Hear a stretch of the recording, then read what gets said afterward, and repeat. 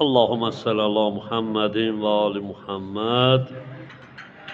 Euzu billahi mineşşeytanirracim. Bismillahirrahmanirrahim.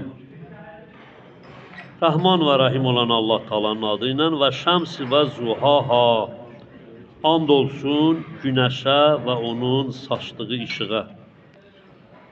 Vel kameri iza talaha. And olsun güneşten sonra zuhur eden o aya. Ve nahar iza cellaha. And olsun güneşin ışığıyla.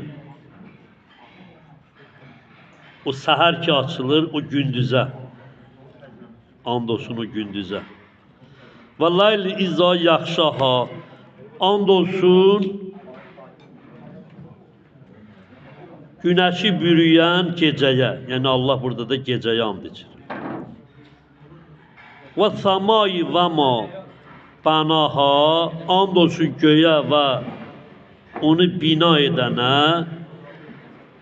Ve larz ve ma tahaha. And olsun yere ve onu döşeyene. Yani hem 7 kat göğü ve sama ve ma banaha. And olsun o 7 kat göğü kurana. Vel arz ve ma tahaha. And olsun yere 7 kat yeri onu döşeyene. Ve nefsi ve ma savvaha. And olsun nefse ve onu yaradıp kamilleştirene. فَأَلْهَمَهَا فُجُورَهَا وَتَقْوَاهَا. O günahları ki çəkinməyi təlqin edən, Allah'tan qorxmağı təlqin edənə, قَدْ أَفْلَحَ مَنْ زَكَّاهَا. Nəfsini günahdan təmizləyən mütləq nicat tapacaqdı cəmaət, uğur qazanacaqdı.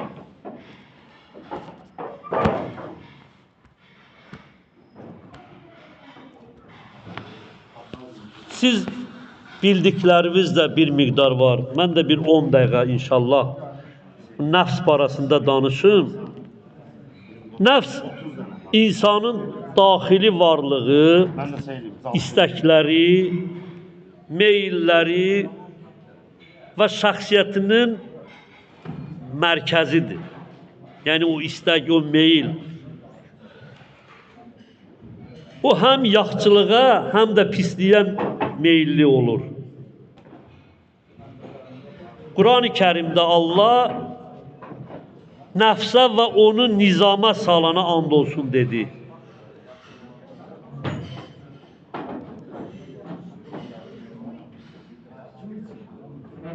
Bu ayə göstərir ki, nəfsdə həm pislik var, yəni günah tərəfə meyil, fucur, həm də yaxşılığa meyil var, yəni təqva baxımından, iman, Allah'tan qorxmaq.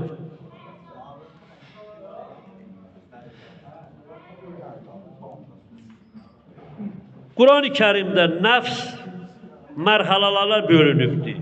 Azizlər, var nəfsi ammara, pisliğə əmr edən nəfs. Var nəfsi lavvama, özünü qınıyan nəfs.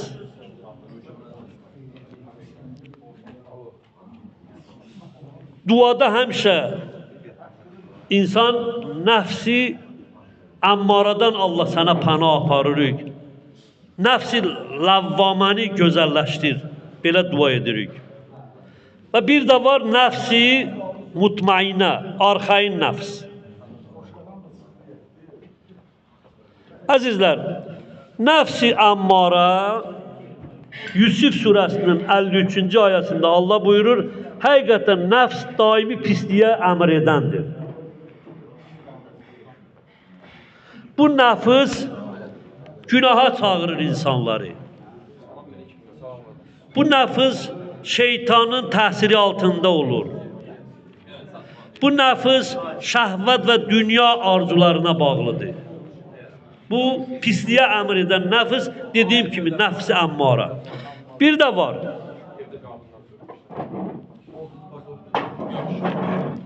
Nəfs-i ləvvama, yaxşılığa tərəf. Yəni özünü qınıyan nəfs, peşman olan nəfs. Peşman olmayan nəfs insanı günah eləməyə normal sayır, ay cəmaət. Tövbəyə insanın meylini azaldır. Pisliğə çağıran nəfs.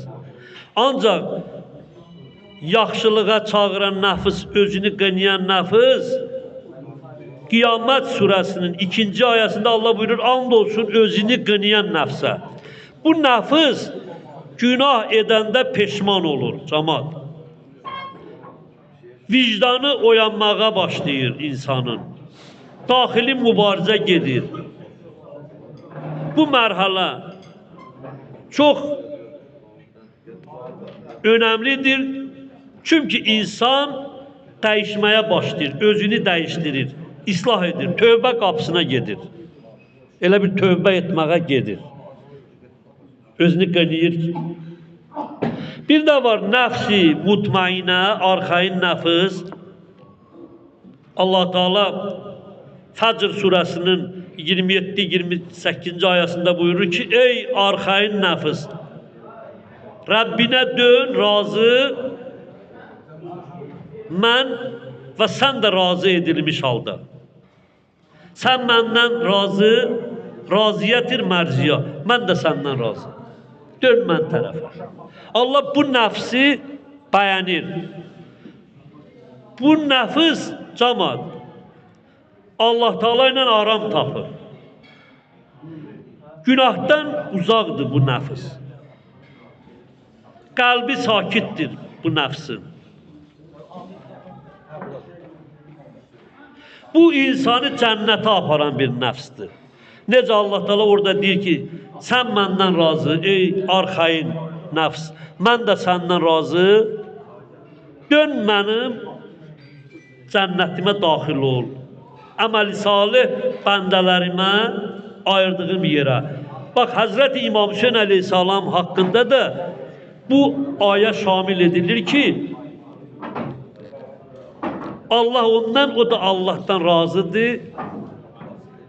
Arxayındır Allah'ı görmədən, o gözlə, insan gözüyle. Ancaq bu yolda Allah dinini korumak için şəhadətə yetişdi, tamam. En əzizləri ilə İslam'ı yaşattı. Allah ona arxain nəfs. Rabbine dön, razıdır səndə, sən də Rabbindən razısan. Bak bu cənnətə aparan böyük bir yoldur. Allah elə o ayədə deyir ki, daxil ol mənim cənnətimə.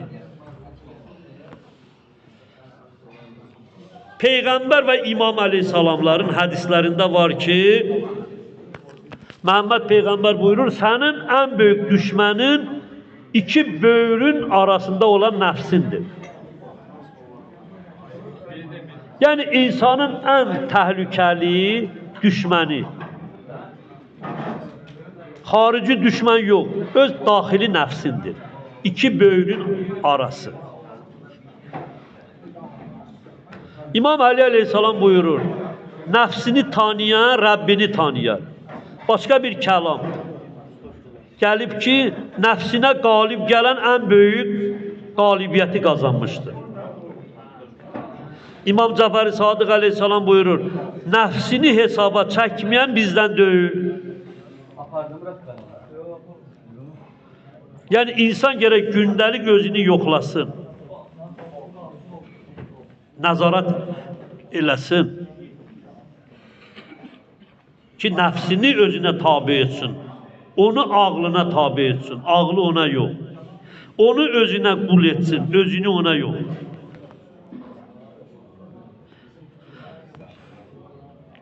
Nəfslə mübarizə aparan şəxs böyük cihad görmüş olur. Yəni necə Peyğəmbər müharibənin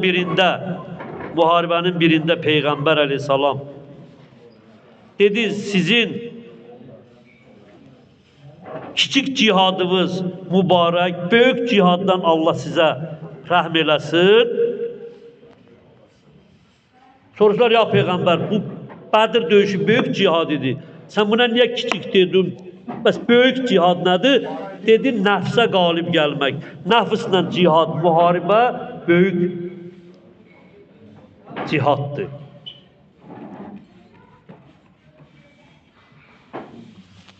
Yaxşı, bu nəfsin tərbiyə yolları nədir bizim İslamda? Buyururlar namazdır, yəni insan daimi ibadət eləməlidir, orucdur, Quran oxumaqdır. Bu nəfsin tərbiyə yollarıdır. Ondan sonra tövbədir əziz cəmaatımız. İnsan tövbə eləməlidir, günahdan qayıtsın, daimi istiğfar eləsin, zikr eləsin Allah Taala'nı. Özünü hesaba çəksin, gün ərzində etdiklərini yoxlasın. Ondan sonra daimi yaxşı insanlarla, əməli salih insanlarla bir yerdə olsun. Və günahdan həmişə uzaq olsun. Əsas gizli günahlar, cəmaat. Gizlində edilən günahlardan da əl çəksin, nəinki aşkarda. Ən bəyənilən iş budur. İnsan onu elə gizlində də çəkinir, həya edir Allahdan. Nəinki cəmiyyətdən özünü günah etməməyə göstərir, çalışır. Gizlində etməmək daha gizli, çəkinmək daha yaxşı bəyənilir. Bax, bu da nəfsin tərbiyə yollarındandır. Nəfsin böyük təhlükələri nədir? Nəfsani istəkin, insan təkəbbür olur, təkəbbürlü, özündən razı. Təsəvvürlü Quran-ı Kərimdə Allah hər şeyə qadirdir, bir dəfə mən sözünü işlətməyib. Bizim əldə etdiyimizə görə bir yerdə Allah Zariyat surəsində 56-da buyurub, Və mə xalaqtu cin vəl-ins ilə liyabudun. Mən cin və insanları yarattım mənə ibadət üçün. Bir dəfə mən deyir, qalan hər yerdə biz deyir. Yəni mən insan oldu, bir ki artıq yolu sapıb. İnsan gördü mənəm, özündən razıdır, bilsin ki artıq həddi keçib. Gərək tez qayıtsın. Odur ki təkəbbür, özünü böyük bilmək təhlükədir, nəfs üçün böyük. Həsəddir ay cəmaət, həsəd. Şəhvətə əsir olmaq, şəhvət, etiraz əsiri olmaq. Dünya sevgisi, dünyaya çox bağlılıq. Bu nəfsin ən böyük təhlükələridir. Bunlar nəfsi işığa yox, nuraniyyətə yox, qaranlığa aparacaq. Quran-ı Kərim Naziyyət surəsində buyurur ki, o gün insan etdiği hər şeyi xatırlayacaq. Yəni qiyamətdə nəfsin halı elə bir vəziyyətə gələcək. Nəfsin onun əleyhinə və ya lehinə olduğunu şahid olacaq. Görəcək. Ona görə Allah buyurur, o gün insan etdiyi hər şeyi xatırlayacaq. Əgər nəfs təmizlənibsə, insan nicat tapacaq. Yox, günah içindədirsə, dəyərli cəmaatımız, onda insan əzab çəkəcək. Yəni dünyadan elə köçübsə. Təmizlənibsə nicatdır, tövbə edib, peşman olub, istiğfar edib. Yox, elə günahla dünyasını dəyişdə, o əzab içində olar. Əzizlər, nəfsin təmizlənməsinin bütün alimlərin və Quranın da fərmayişi, fikri, Peyğəmbər əleyhissalamdan hədislərdə var ki, insan gərək Qədəflahu mən zəkka, nəfsinə qalib gəlsə təmiz olar. O da Şəms surəsində, 91-ci surə, Günəş surəsində Allah bir neçə and, mən bayaq oxudum, içəndən sonra deyir, Qədəflahu mən zəkka. Kim nəfsi təmizləsə, nəfsini tapdaq altına salsa, olur nicat tapan. Nəticə belə əldə edirik, əzizlər. Şeytan səni yalnız dəvət edir. Görürsən, şeytan bir işə səni dəvət edir. Əlindən tutub aparmır, onun o ixtiyarı yoxdur. Səni dəvət edir. Nəfsin zayıfdırsa düşürsən onun dalınca. Həm də nəfs səni sürükləyir, aparır. O dəvət edir, nəfs aparır. Əgər sən nəfsi islah edə bilsən, onu kontrola götürüb, ona qalib gələ bilsən Allahın izni ilə, onda nəfs islah olar və insanın qəlbi nurlanar.